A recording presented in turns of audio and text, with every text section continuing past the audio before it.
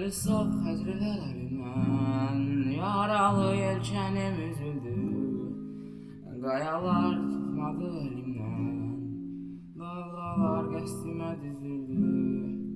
Bir batmış gəmiyəm indi mən, suların altında yatmışam. Qorxmuram tufandan, küləkdən, üzməyin daşını atmışam.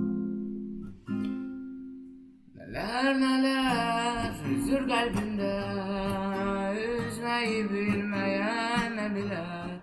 Rəqqaslar tək süzür üstümdə, fəlakət bilmeyen gemilər. Neler üzür kalbimde, üzmeyi bilmeyen ne biler. Rəqqaslar tək süzür üstümdə, fəlakət bilmeyen gemilər.